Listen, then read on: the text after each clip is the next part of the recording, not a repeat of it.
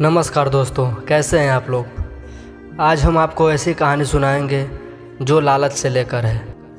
लालच का फल कितना कड़वा होता है वो हमें इस कहानी में पता चल जाएगा। चलिए कहानी की शुरुआत करते हैं। किसी नगर में हरिदत्त नाम का एक ब्राह्मण निवास करता था।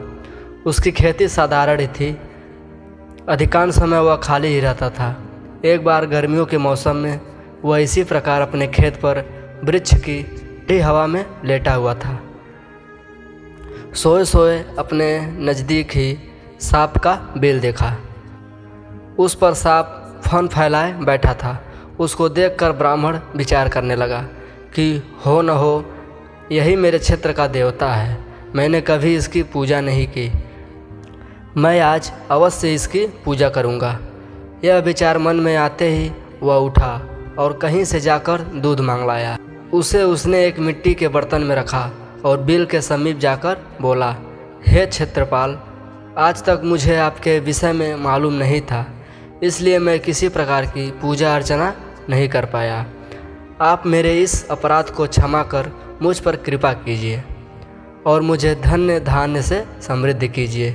इस प्रकार प्रार्थना करके उसने उस दूध को वहीं पर रख दिया और फिर अपने घर को लौट गया। दूसरे दिन प्रातःकाल जब वह अपने खेत पर आया तो सबसे पहले उसी स्थान पर गया। वहाँ उसने देखा कि जिस बर्तन में उसने दूध रखा था उसमें एक स्वर्ण मुद्रा रखी हुई है। उसने उस मुद्रा को उठाकर रख लिया। उस दिन भी उसने उसी प्रकार सांप की पूजा की और उसके लिए दूध रखकर चला गया। अगले दिन सुबह होते ही उसको फिर से एक स्वर्ण मुद्रा मिली। इस प्रकार वह सांप की निरंतर पूजा करता रहा। अगले दिन उसको एक स्वर्ण मुद्रा मिल जाया करती थी। कुछ दिनों बाद उसको किसी कार्य से अन्य ग्राम में जाना पड़ा।